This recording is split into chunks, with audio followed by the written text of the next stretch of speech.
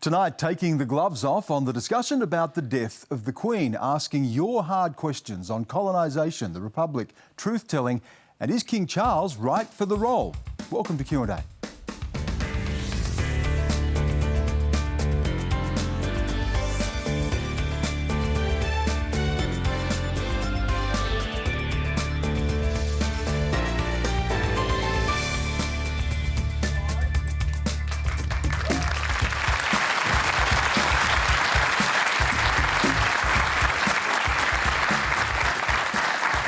Hello, I'm Sam Grant. Tonight we'll get to your questions on why millennials are not voting for a republic, the passing of Uncle Jack Charles, and the meeting of the two men who may trigger World War III, Putin and Xi.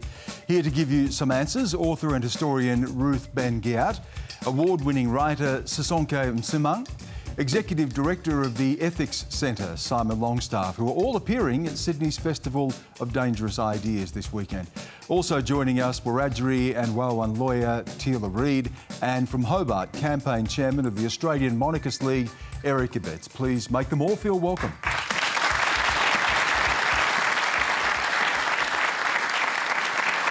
As always, you can live stream us around the country on iView, YouTube, Facebook, Twitter and Instagram. Quandra is the hashtag. I know you're going to get involved, so to get us started tonight, here's a video question from Ross Float. In the wake of the Queen's death, we've seen a lot of people's protests effectively silenced, whether it be by the police in the United Kingdom, or in the case of Caitlin Moran's Instagram post, by the NRL. When did we decide that lèse-majesté laws were okay in a modern democracy like Australia? Ross, thank you for that question. And for those who are not fully aware, Caitlin Moran, of course, who plays for the NRLW, and I apologise for those who may be offended at the language that she used. She described the Queen in her post as a dumb dog. Simon, should someone be suspended from playing sport because of that? No, not for that. Why not? Well, I think firstly, there's a difference between various cases when people are grieving and you see an environment where, if you like, they're about you and you throw a match, if you like, into the dry tinder, then that's something that should be avoided. But what she was doing was expressing a view through social media, and there's absolutely no duty that one has to respect an individual's role, and I think she was talking about the institutional role here rather than the natural person, which is a fundamental distinction I think we have to make. So I think it was very unfortunate that she was punished, as she has been, for simply expressing an opinion about the Queen. Sisonke. Yeah, I completely agree. I think we have to recognise that it's actually political speech, and to insist on taking her words too literally is a sort of pretense. It is pretending a certain innocence about why it might be that someone would use such language to describe the Queen. So it's definitely political speech, and therefore it should be protected, and I think it's absolutely shameful that they've come down on her like this. And it speaks to a double standard. I think there's no question that part of why they've come down so hard on her is because she's a First Nations woman. I think that where the speech comes from matters almost as much as what it is that the person is saying. Teela, as a First Nations woman, do you think that that is part of the reason here? And to explore also the language that was used, but the conflicting emotions that First Nations people will feel over the past week? Well, I think, you and I both know, Stan, that free speech isn't free in this country, particularly for First Nations people. What we've witnessed with Caitlin most certainly has been a disproportionate response, I think, to the situation. And the hypocrisy and the double standard here in the NRL is very clear. We have seen much worse things play out in this particular space. I should say as well, it has been the advocacy of First Nations women like Vanessa Turnbull-Roberts, who has really elevated the conversation in this and called out for truth-telling in this space. And I think we really need to make sure that when First Nations women are speaking out, we're not being over-policed. I mean, this is just shocking to me. As somebody who studies autocrats and declines of democracy, I'm always wary when I see speech against heads of state punished, because what happens is when autocracies develop, one of the first things that happens is laws that the leader passes that punish people for criticizing or doing satire. So what, for example, in Russia, what you could say in 2004 about Putin, it's impossible now. And Erdogan in Turkey, he has sued over 17,000 people. They're called insult suits for insulting the leader, which could be just making a remark like that. So I'm always wary about that. What would happen in the United States, Ruth, if a president had passed away, or a former president, and someone had used the same sort of language, an athlete had used that language? Would they likely be suspended? No, there's a lot more freedom in that. And every time, we're on Twitter, or when Donald Trump was in office and on Twitter criticizing him, I was always very aware that we had that right to do that, and it was very precious. Eric Abetz, it's not just this particular case. There was the case in Scotland. Police charged 2 people, one of them who had heckled Prince Andrew during a procession of the Queen's coffin. Is this heavy-handed, to be suspending an Indigenous athlete for what she may say, for arresting people who are heckling? What concerns me about the comments by the panel is that none of them have been able to bring themselves to say that it was in poor taste, it was obnoxious, it was completely out of step with the public sentiment. That said, I believe in free speech, and obnoxious and distasteful as it was, it should be allowed to be said. But keeping in mind what certain people did to Israel Folau for exercising his free speech, I would just like the same standard to have been applied, and in my view, the same standard has been applied to both of them, but incorrectly so. So there shouldn't have been a suspension in this case, in your view? No. Plenty to get through tonight. Let's hear now from Stuart Carson. Thank you, Stan. Last Friday, Charles Windsor became Australia's head of state, apparently for the rest of his life. If we could choose our head of state, if Australians were asked, is there really any way that we would pick Charles Windsor for the rest of his life? And if not, why do we support a system which imposes him upon us? Eric? We don't impose him on us. King Charles III is a constitutional monarch, and as Her Majesty said previously, she's only Queen of Australia courtesy of the will of the people of Australia. I have been heartened in recent times to read the Roy Morgan poll, which tells me that 60% of Australians, including a majority of younger Australians, actually support the certainty that is provided and the stability that is provided by the constitutional monarchy. And at the end of the day, the person that makes the decisions for us is not His Majesty, but our Governor-General, albeit appointed by the King of Australia. The appointment is only made on the advice of the democratically elected Prime Minister of Australia. So that's the mechanism by which we get our head of government, namely the Governor-General. He is the one, at the moment it's him, he's the one that signs the laws into being that are passed by our House of Representatives and the Senate. We do not have a Governor-General that can make his own laws. It has to go through the Parliament. That's the beauty of the constitutional monarchy. And might I just say, on a democratic index, the top 10 democratic countries, 7 out of those 10 are constitutional monarchies. There's a lot to be said for our wonderful system. The United States is not among those, Ruth, and fought a war to overturn that. How do you feel as an outsider looking at this and seeing that the head of state of Australia is not an Australian, that Prince Charles is now, or now King Charles, succeeded his mother? I think, well, my mother's from Scotland, and I grew up in California with the Queen. So you're footing a couple of camps here. Everywhere. Very attached to the Queen, my entire family.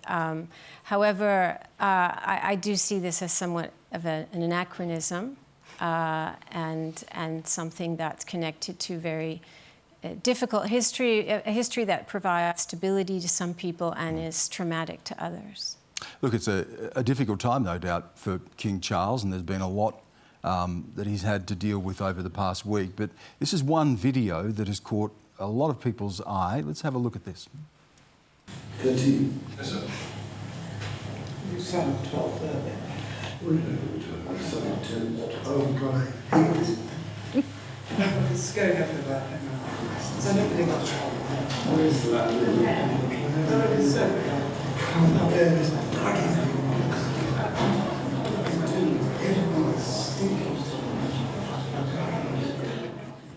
We've all had moments like that, right? That's the king. That's the king. That's the king, and a frustrated king, Sisonke. I find it all slightly ridiculous, to be honest. I think that the King of England, who is not my king, is, I find it anachronistic, and I also am wanting to acknowledge that this is a really, really difficult time for many people who have to live in the kind of after shadows of colonization. So I think there's a lot of focus that has been spent this week on the grieving process and the mourning process for the royal family and for Britons. And I think not enough attention has been focused on the grieving process and the mourning process of people who have to be reminded of all that has been lost in the shadow of empire. And I think it's really important for us to acknowledge that and to give space to that. And in many ways, I think that is precisely why it would be completely unacceptable for me to seek to police, to talk about any distaste with anything that Caitlin Moran said, because actually we're getting a lot of that from the mainstream media. So I think there's actually no need for anyone else to say anything about whether or not that's distasteful. Stuart, how did you feel watching that video? Yeah, look, indeed. Look, I mean, the point to me, Stan, is that it's not about disrespecting the British royals. It's about respecting Australia, and it's about backing Australia. And of course we should have one of our own as head of state. Of course we shouldn't. Now, I understand people like Eric say that no Australian can ever be good enough. I say that's a cop-out, you know. Of course we should have an Australian as our head of state. You've said that already. You've said no Australian can be good enough. No, I didn't say that. Well, that's what I think. It's about backing Australia. It's about backing ourselves. It's about having respect for our own country. Of course we should have an Australian as our head of state. Of course we should. I'll get Eric a chance to respond. Yeah, look, it's most unfortunate that people such as this gentleman seek to put words into my mouth that were never spoken, and it's part of the disingenuous debate that some people seek to engage in. The simple fact is our head of state is the Governor-General, and we also have a constitutional monarch, the King of Australia.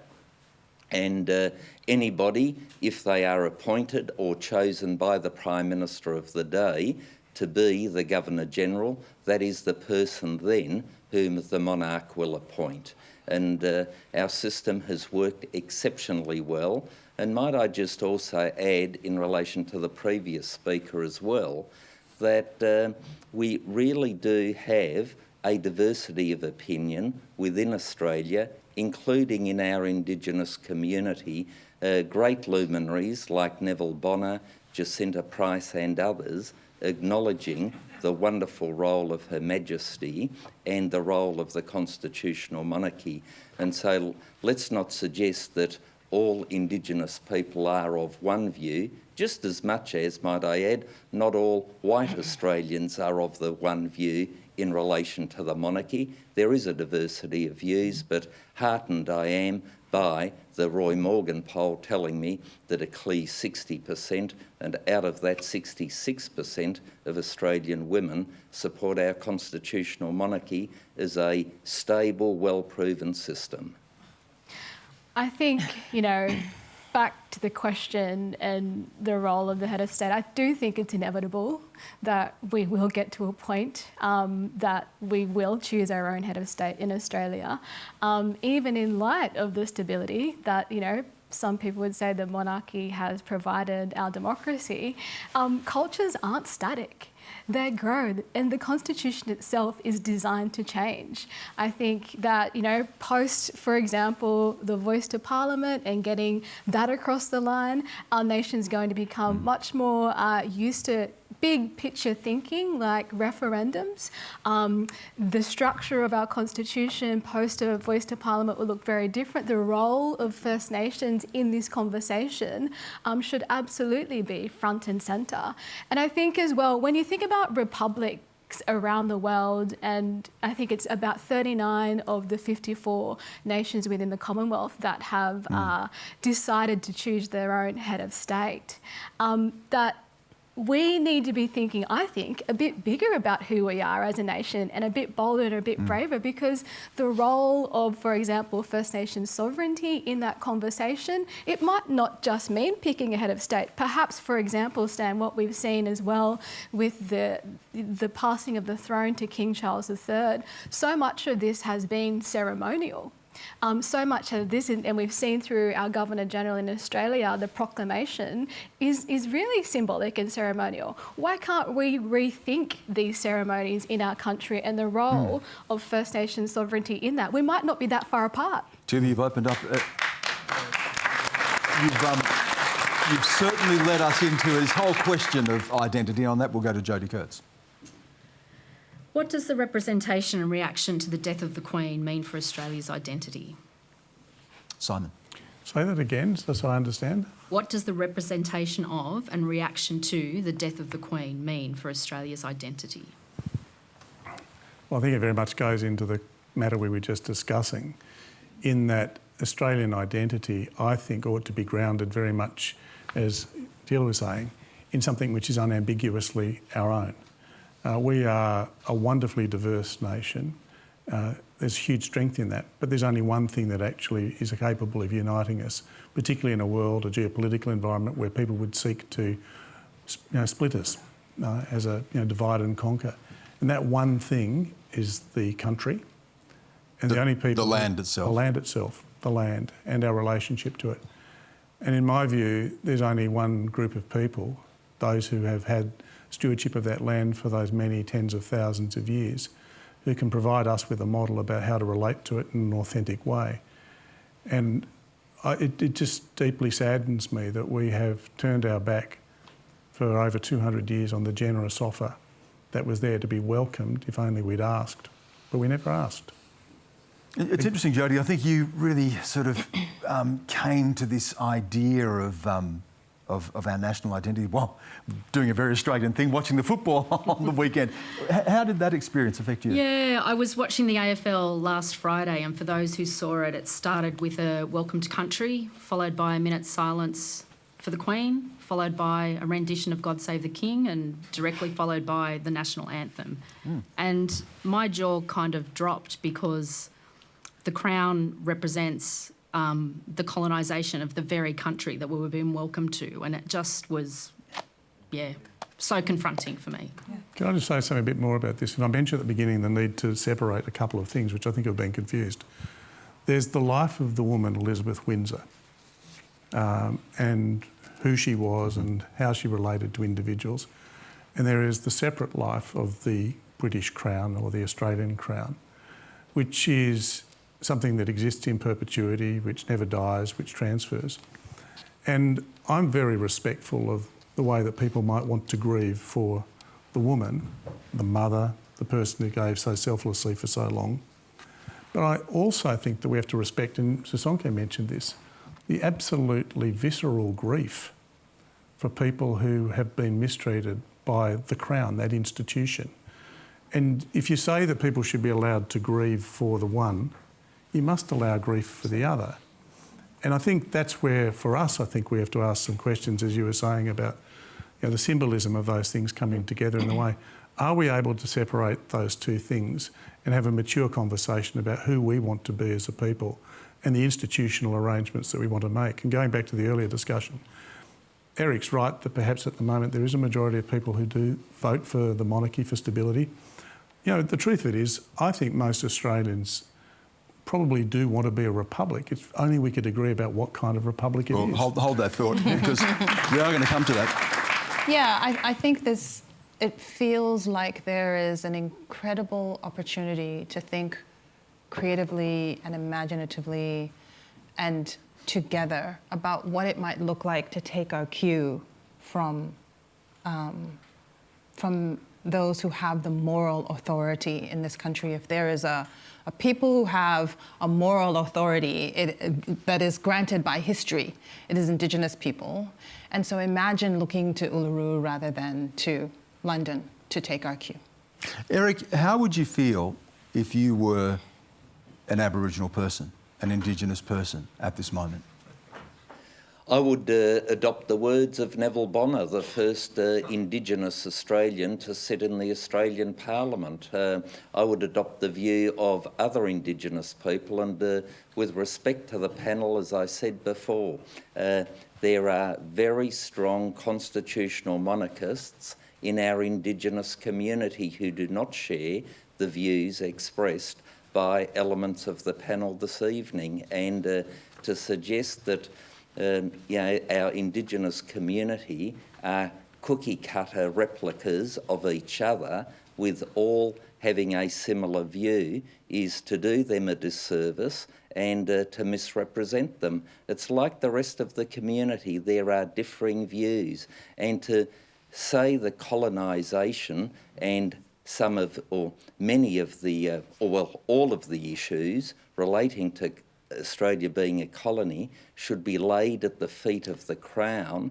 rather than individuals who perpetrated some of the ugly scenes within Australian history.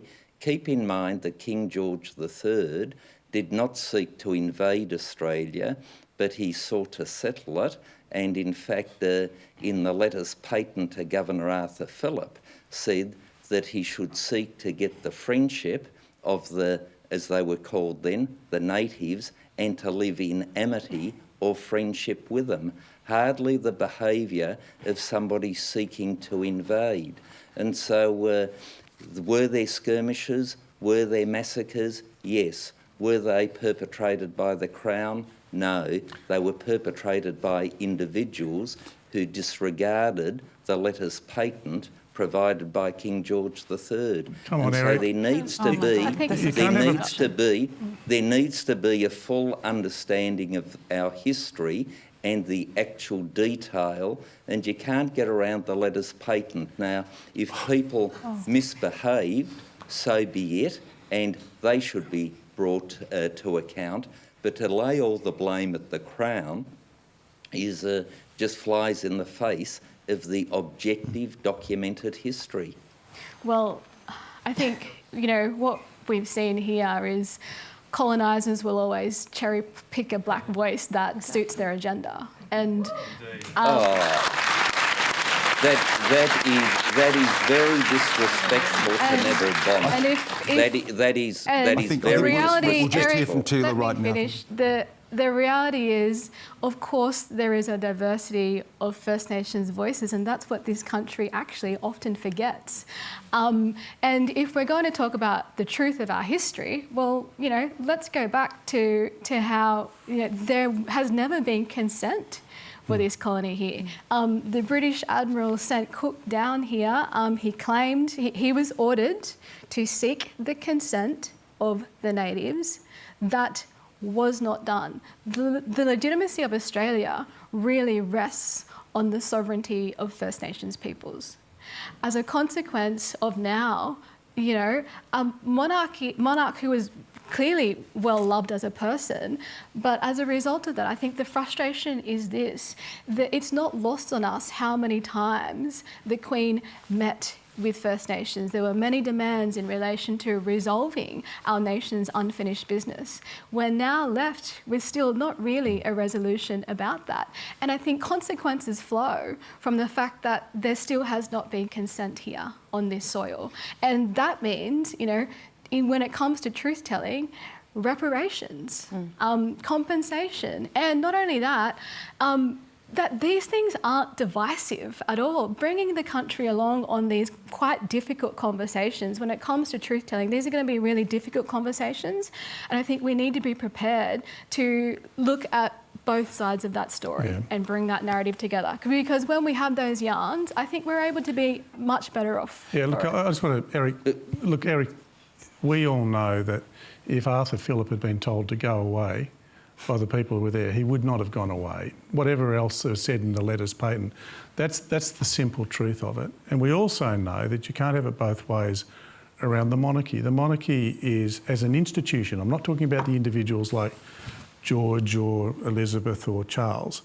I'm talking about the institution. We ascribe to it ultimate responsibility as the monarch. That is what it means to be the monarch. And you can't say, oh, well, they're responsible for all the good bits that were done and not all the bad bits. And that's not about denouncing or being disrespectful to particular individuals. It's just about, at last, hopefully, speaking the truth about what happened. And that was that Europeans turned up, they called it settlement, but basically they were here to stay and they weren't going to go away if they were asked to leave. So, Sisonke, is it possible, Simon had made this point earlier, that you can separate the individual and the institution? Can you do that?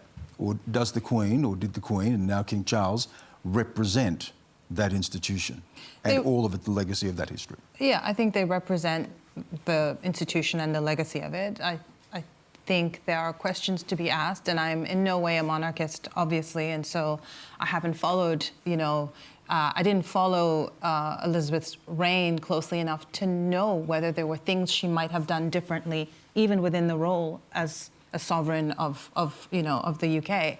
So I do think there are some questions to be asked about whether she might have done a better, more reformist job within the constraints of what she was allowed to do. Those are questions I can't answer, but certainly in terms of your question, I think they are distinct. They are distinct things, and there's an institution, and it represents something awful and terrible, and the pattern is the same all over the world.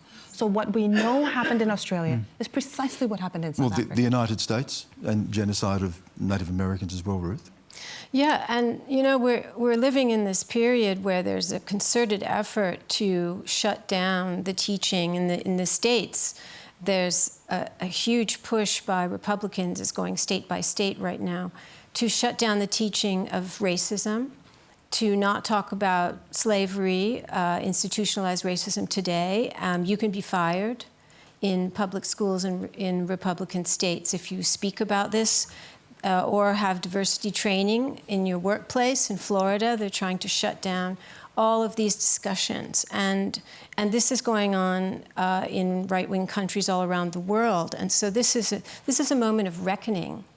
And it's really important to have these conversations, and they are difficult. In Chile, they just tried to have a new constitution, and they consulted with indigenous people, and they decided to call the identity of Chile plurinational to include indigenous people. It was not. It did not pass. The voters rejected it. So they're going to go back to the drawing board. But this was an occasion also to reckon with a more expanded sense of identity. So this is important. We're at an important juncture in the world, and this is Australia's. I don't know why we're so afraid of the truth. It's not all bad. And it's not all good. Hold that thought, because it does go to our next question, Ellie Stinson. Thank you. A question for Teela Reid. Uncle Jack Charles described the ability to express his truth as big, black, bold and brilliant. How can we, as a nation, continue, as Uncle Jack said, to be a serial pest in the business of truth-telling? What a wonderful serial pest he was too, Teela. I love Uncle Jack Charles. He really is the real royalty and our king in the First Nations community. I must admit, it's been heavy processing, particularly this week, the loss of Uncle Jack. But he really was our greatest storyteller and truth teller. And he had that amazing production, Jack Charles versus The Crown. And I think that really spoke to his agenda on really calling out the Crown's relationship with First Nations peoples. He wasn't afraid to speak truth and, you know, call for big thinking things like reparations, like compensation. He was, of course, someone who had, as a result of you know, the situation, a criminal record, and he tried to do advocacy around that to expunge that record. I just think what a life, what a legacy, and what he has left us is, I think, a real fire to continue on with this truth-telling, because it is a challenge for us, I think, in Australia. I personally think the sequence of the reforms in the Uluru Statement from the Heart, Voice, Treaty, Truth, are clearly sequenced and correct for a reason. Truth is not going to be easy. It shouldn't come before the reform. And I think the first step in resetting the relationship to have these conversations is most certainly getting our nation across the line and getting the hard reckoning done when it comes to the role and the power that First Nations voices have in this. Because right now, you know, you see lots play out in social media, but there's really no obligation on the nation of Australia to listen to our voices. So I think that Voice, Treaty, Truth is absolutely the right path, and Uncle Jack's spirit will be there all the way. And not just, you know, Uncle Jack, but we have, this is really important to remember, we've lost so many elders on this journey. We haven't had the chance to take 15 days off. Many of our, you know, elders have been doing the very difficult work without the luxury of taking time away. Our communities have called for a day of mourning for decades now. And I think that we really need to start recognising, creating that space as well for our communities to take that moment in grief and then move forward with the truth-telling as a nation. Ellie, thank you for that question. A lovely moment to remember Uncle Jack too. If you're just joining us, you're watching Q&A. We're live with Ruth Ben-Ghiat, Sisonke Msimang, Simon Longstaff, Teela Reid and Eric Abetz. Now, for more on the debate on the Republic, you have many questions on this. Here's one from Dana Pham. Thank you, Stan. Before my parents arrived in Australia in the 1980s as Vietnam War refugees, they experienced various Republican systems of government in Vietnam in the 60s and 70s. And it was a choice between corruption and dictatorship. But thankfully, Australia's constitutional monarchy is neither. History may not repeat itself, but it does rhyme. Why should we trust politicians pushing for Australia to become a republic? So, Not politicians. okay, lots of comment tonight, Simon. Well, this is really the vexed question, because what Eric described quite accurately as the process by which the Governor-General is appointed is that ultimately it is the decision of the Prime Minister, hopefully with some kind of consultation with Cabinet. So at the moment, you have a very narrow group of people within the government who make that decision for who our effective head of state is in each round.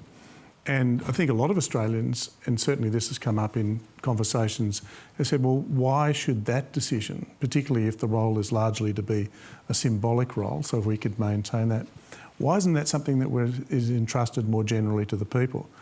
The answer people give to that, say, oh, we couldn't do that because inevitably the person who becomes the president or whatever the office is called will become another politician. And so better off sticking with what we've got so that it doesn't have that political taint brought to bear. But that's the fundamental question as to whether or not we think we as a people, as Australians, can have the wisdom to choose, and in fact to select a process and choose a person to be our actual head of state, or whether or not we leave it in the hands of a small group of people, such as we have at the moment, albeit Australian politicians, to make that determination for us.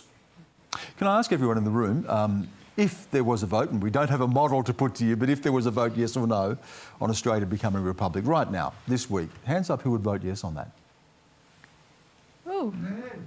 And hands up if you wouldn't. I'm just going to gauge.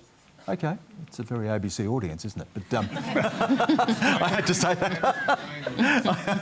Very Australian audience, indeed. Interestingly, that younger people as well seem to be turning away from this idea. Llewellyn's in the room, isn't he? Llewellyn, you're here.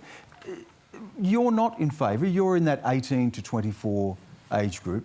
Why wouldn't you vote for a republic? Thank you, Stan. As much as I disagree with Eric's sentiment about the Australian colonisation and the idolisation of a king who later went mad, I think it's important to remember that so much of Australia's core principles, our laws, our constitution, our defence, are intertwined with the Commonwealth, and to reshape that, to step back and secede from being a part of England's monarchy, that could lead to danger. We would have to reshape everything that makes Australia Australia. So it's not about the monarch, it's about what a republic would look like. Yes. But I think that's what the conversation reveals, right? And that's what it was at the last referendum too, wasn't it? We haven't had the conversation to really imagine what we could be as a republic, and I think that's where it kind of fall into a big black hole, because we haven't really endured the creative process of what we might want it to look like. I was speaking to Auntie Jackie Huggins this morning, who was the only First Nations advocate back for the 1999 Republic in the state of Queensland, and she's still very much, I want to see a republic before, she moves on with the ancestors. But I think we have to sit down and have that yarn among us as Australians on who do we want to be, because it's not just, I think it's quite a narrow thing we're talking about. It's not just the head of state. This is going to redefine so much. Our flag, our anthem, the story of who we are. Does that story include the sovereignty of First Nations and our beautiful multicultural country? How do we capture that in a republic? Eric, there'd often been a lot of speculation that while ever Queen Elizabeth II was still with us, that people would not move necessarily on this issue. The Prime Minister this week has said that there is a voice referendum first before we move to a republic, but it's being talked about. We saw the show of hands here in the room as well. Is there now, after the crown being passed to King Charles, a new impetus for this? No, I don't think there is, and the Morgan poll to which I referred to earlier was in fact taken after King Charles III ascended the throne, and so people knew what they were dealing with, and I think what people liked was the seamless transition, the certainty, the stability. And the previous speaker was telling us, let's have a conversation and let's imagine this republic, that republic, whatever. Can I tell you, I don't have to imagine. I know the system that we've got. I know that it's worked exceptionally well for 121 years. I know that in other constitutional monarchies around the world, be it Norway, Sweden, Denmark, it works exceptionally well, and they have a top-class democracy. And I wouldn't seek to see that being traded away for an unknown model, a republic, the detail of which we are still talking about, yet people put their hands up saying they want a republic with respect to the audience.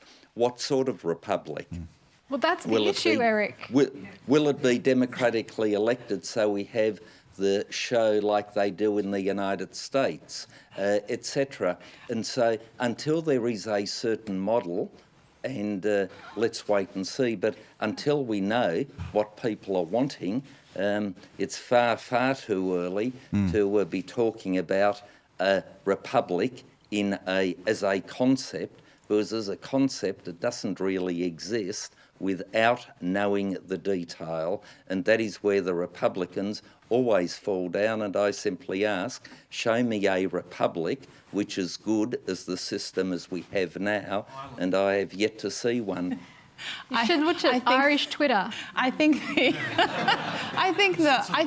the refusal to imagine is precisely the problem. Yeah. I think this is exactly the problem.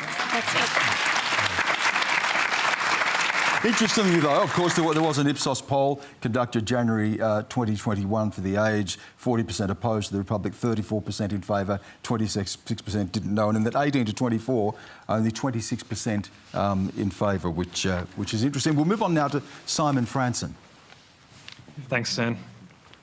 Social media is increasingly used to construct fairy tale stories about our own lives. No fairy tale is complete without royalty. Are the royals the OG Insta-family? And is their way of shining up reality what attracts a younger generation? Eric, you might have to help me out here. What's an OG Insta-family? No idea? I didn't know either until someone told me what it was. But that's interesting, isn't it, Simon? Part of this attraction has been what has been a soap opera in recent years around the royal family. Well, I think people are deeply attracted to celebrity, and I can understand that. I'd much rather have heroes rather than celebrities, people that aren't just glittering and shining on the surface, and you want depth. And I think, to the full credit of the late Queen, I think a lot of people have been mourning her because they did consider her to be a person of depth because she honoured a promise to serve literally right up till the end. But the institution of the royal family, if what we're getting is a bit of glitter and entertainment, then I don't think that's a great deal for a nation. Now, there are more substantive things, of course, that the institutional arrangements make, and Eric's been making a strong case for that. But that's, if we go to the survey, people say, well, we want to stay as a constitutional monarchy because it's a bit of entertainment. That's a very shallow basis for arranging a country. Well, I suspect that's not the reason why people are wanting a constitutional monarchy. They see the system, they see its stability, they see its certainty, and that is what they are supporting. And King Charles, in his Ascension speech, told the people of Australia that he would be following in the footsteps of his mother in relation to being a monarch of service. I have to say, if people are looking for entertainment, I don't know if the royals are the ones to go to. The royal family official account, Instagram apparently, is 12.9 million followers. Kate and William, 14.4, and Harry, Meghan, 9.6. But listen to this. The Kardashians have 327 million. Absolutely. We could have the Kardashians as the royal family. That's the OG. That's the OG Insta-family. It's the Kardashians. Absolutely. Absolutely. But you know... that is the danger of the Republic, that is what... That we'll get the Kardashians. Okay. But the Queen, you know, the Queen was a kind of anti-celebrity. Yeah. And part of the appeal was the sameness. The corgis. It's always, never had to be corgis. The same wardrobe, the same smiles. And this was like an anchor for people, but especially in recent times in England with Brexit. And then Boris Johnson, who's like all of his antics. And so the monarchy is always seen in relations to the other authorities around it. And so that kind of sameness was very comforting for people like my mother, who's 90 and sees the world as changing too fast, and the Queen was something that was... But however, the stability is what people who say, and as a historian I can tell you, people who say that we shouldn't imagine something else because we have stability are the people who benefit from a certain system. But the stability doesn't come from the monarchy, it comes from us, the people. That's right. Yeah. And so, you know, what we want our nation to look like and the role that we see First Nations in building our national identity, and indeed Australia looks very different from the day it was invaded.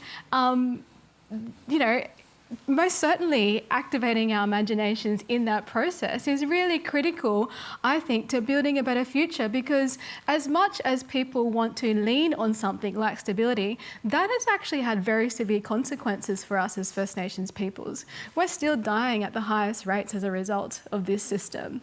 You know, we are the most incarcerated people on this planet as a result of this system. This system has racism written into it. And we really need to be honest about having these truth-telling conversations, because we can't just simply go, oh, it ain't broke, don't fix it. We've heard that for too many decades now. And I think we're absolutely at a point in time where I actually think we're mature enough as a nation to have these yarns. And we might have different opinions, but let's sit down and have it. Absolutely. Anna Williams has a question. Anna Williams has a question. Hello. Oh, there you are. Well, speaking of models of republic, my question is for Ruth. If Australia was to become a republic, what lessons could we learn from the American model, particularly in light of the Trump experience? Stability? Sort of putting us off it now, aren't you? Yes, what lessons? You know, a lot of what is going on in the States now is because in Trump's whole, he came out to block any kind of progress, to turn back the clock on all the things that the administration of Barack Obama, the first African-American president, had accomplished.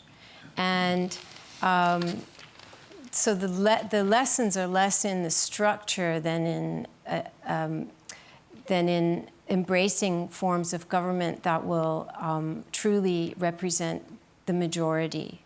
And America is this amazing example of a multiracial democracy. And right now, the things going on, which are very violent and upsetting, that the GOP has become basically an authoritarian party trying to wrench it back. And so I don't know what lessons there are from the structure of being a republic, but I can tell you that these conversations that we're having now, and having the courage to think imaginatively about what you want to be, this is a real juncture, and the Queen's passing has enabled these conversations all around the world, and that's a good thing. I think one thing to learn from America is don't vote for a maniac. I think that's probably instructive. He may not have been the first maniac voted into the presidency. But I think it's also clear that in Australia there are high levels of trust still, in spite of everything, in the institutions, and that in fact, with or without a constitutional monarchy, I think that there are such good foundations for precisely the kinds of conversations that we are having today, and for precisely imagining a future that doesn't need the stability to come from a constitutional monarch, but can come from within. But I think Trump was more a symptom than a cause in the first case. There was a breakdown in the United States of very fundamental kinds. So the vast differences that existed in wealth between the richest and the poorest, the fact that sections of society completely dismissed the concerns of some people because not just sections of society. Hillary Clinton, who was running for the presidency, called them a basket of deplorables. That's right. That sort of thing where you don't take seriously the concerns of citizens of all kinds, and therefore you shut down the kind of imaginative conversation that Teela's been talking for, where you at least take everybody seriously. And you might not agree with them, but you at least take them seriously and engage. The Americans destroyed that, and that hyper-partisanship came. And so I think that what they voted for Trump was to be their explosive wrecker, and they haven't been able to put it back together. That's the sad thing. Can I just come back to Ruth on this, though? But we're talking about Donald Trump, but equally, if you look around the world, there is a democratic recession. There are fewer democracies year on year. The likes of Erdogan in Turkey or in Hungary, you have a situation with Viktor Orban, Bolsonaro in Brazil, you could go on and on, Modi in India, elected but very autocratic figures. Why are we seeing a rise of populist autocrats in democracies around the world? I think, many people feel that democracy did not satisfy their needs. I think also this breed of autocrat, although it's gone back to Mussolini, they are very savvy in appealing to people on an emotional level, actually. And they have a way of creating a sense of community. Now, the community is often bound by hate. And in fact, I studied fascism for years, and when I saw Trump at a rally and doing loyalty oath and the chants, people were having a good time. People had a good time at Nazi rallies too. It's about belonging and tribalism, and so authoritarians are very, very good at that. And Democrats, with a small d, do not use emotion and belonging in that same way. We're talking about autocrats, so we'll go to a question from Shravan Nagesh. Thanks, Stan. With Russia on the back foot and getting increasingly desperate by the day, will the two leaders meeting in Uzbekistan test China's no-limits security pact, and what implications could it have closer home? Ruth, those two leaders being Vladimir Putin and Xi Jinping, who've described each other as best friends and signed this no-limits pact. What does this meeting symbolise? It's a very interesting moment because the rapprochement of these two leaders allowed Putin, to make his move, right? Because in 2021 they started having these joint proclamations, and the commonality was to take down America and have a new kind of understanding of a new international network. And it's very dramatic because, of course, the war did not go as Vladimir Putin planned, and it's actually a classic case of autocratic backfire. He started this war in a situation of isolation and hubris. He didn't consult with his military, didn't consult with the experts in economy and sanctions.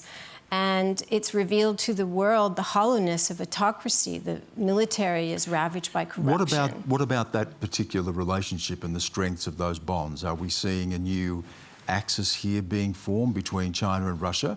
Although they're very different, and they've had their own tensions in the past, and they're very different figures. Yeah. Vladimir Putin seems to be attracted to chaos, and Xi Jinping fears what chaos could bring. What is the future of that? Yeah, I think that there was this idea that they could partner against this common enemy of America. And I think that the advent of Biden and the very, very strong democracy posture of America, that Nancy Pelosi went to Taiwan, that's a really big deal. After the relative ease they had in the Trump years brought them together, but autocrats are 100% transactional beings, and so they're best friends until they're not best friends. Oh yes, it's always been like that, right? And so if we'll have to see what happens if it's not in Xi's best interest to be with somebody who's getting into worse situation by the day, then that alliance could very well fray. I might just go quickly to you, Eric Abetz, on this. How do you see this moment, and what about the capacity, the resilience of the United States? That's being questioned. It's pulled out of Afghanistan recently, and that's being questioned, as whether it has the ability to meet this challenge, and a role of a country like Australia. Just quickly. It reminds me of the Hitler-Stalin pact that was entered into, completely transactional. Non-aggression pact. And then when it didn't suit, of course, Hitler then went back on it, so it doesn't mean much. The coming together, however, is not only anti-American, it is anti-Western. It is anti the democracies, and that is why Nancy Pelosi's visit to Taiwan was so very important, and why it's so important for all the freedom-loving countries of the world to get behind Ukraine, to get behind Taiwan, and let these, for all intents and purposes, dictators know that those of us that love freedom will stick together and work and, if need be, fight for those freedoms to be maintained. Let's finish tonight's discussion with Tamsin Slender. Tamsin. Thanks, Stan. I'm about to graduate Year 12, and on the public holiday next Thursday, my graduation ceremony has had to be rescheduled because of this quick decision, which has negatively impacted many people I know. My question for Simon is, should the Prime Minister be able to pick the dates for public holidays, or should there be a formal process before new public holidays are declared? Well, personally, I think there should be far more public holidays. There was a process. No, the Prime Minister process. says. Yeah. Look, I think this is a situation where if a Prime Minister is going to be making the decisions, you hope that there is a very good process behind it in terms of consultation with everybody whose interests are affected, and that you shouldn't just say, oh, well, tough luck for those who are going to have a bad time of it. If you believe that you're investing in some important symbolic moment, then you should also make sure that those who are adversely affected are given some kind of offset or benefit so that they can actually not be disadvantaged as a result of that. And I'm not too sure that our systems always have that sense of balance in it. They get distracted by the main game without thinking about how the burden will be disproportionately carried by those affected. Did we need it, Sisonke? Public holiday? You know what I'm going to say about that. I'm not sure. You may want to have a day off. I'm not sure. No, and congratulations on your graduation. Yes, congratulations. Well done. But no, I don't. I think it's it's the one time I will say I think it's an unnecessary holiday. Well, it just goes to show how quickly these decisions can be made too, hey Stan? Given, it does. You know, our mob have been fighting for changes in particular dates for a long time, and I know that the Prime Minister himself...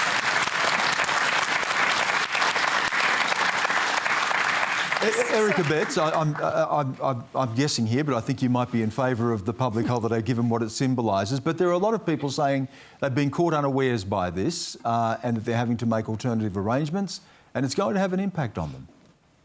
Yes, it will have an impact, but at the end of the day, the common good clearly is to recognise and mourn the passing of a great world leader and a wonderful, warm human being.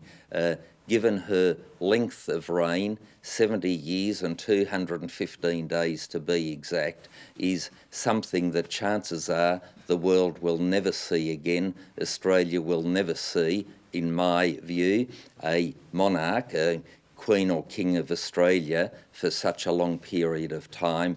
It is a moment in history, and it's worthwhile stopping, reflecting and giving thanks for a life well lived in an institution that has served us so well.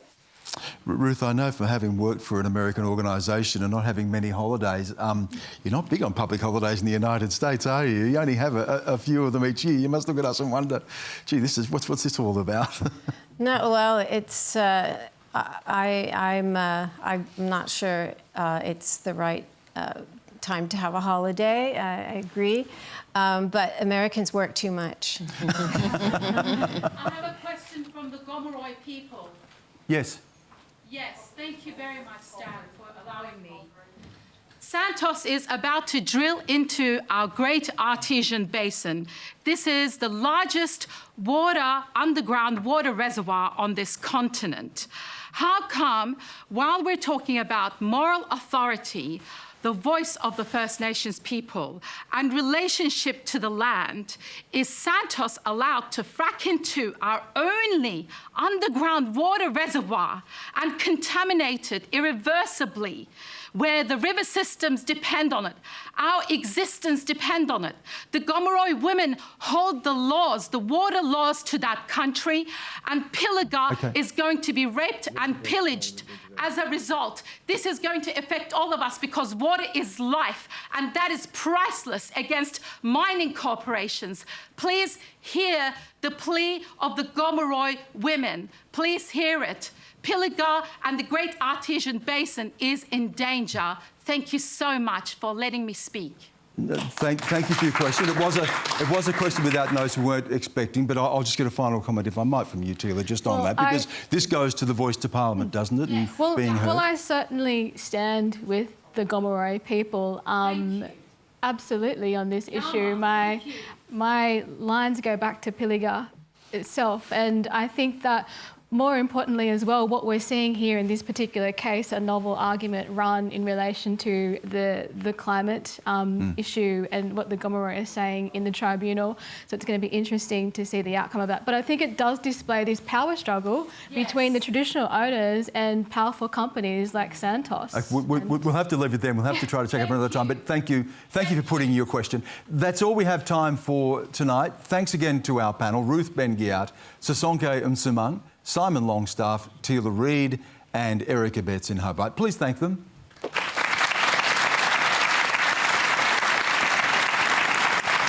I want to thank all of you here as well for bringing your questions and your stories and your passion and your interest to this conversation. Next week we'll be off air. Of course, it's a public holiday. Even journalists sometimes get them. We'll be back on Thursday, September 29 here in Sydney. Do head to our website. You can register to be in the audience. The details you'll see there on your screen. Until then, have a good night. Thank you.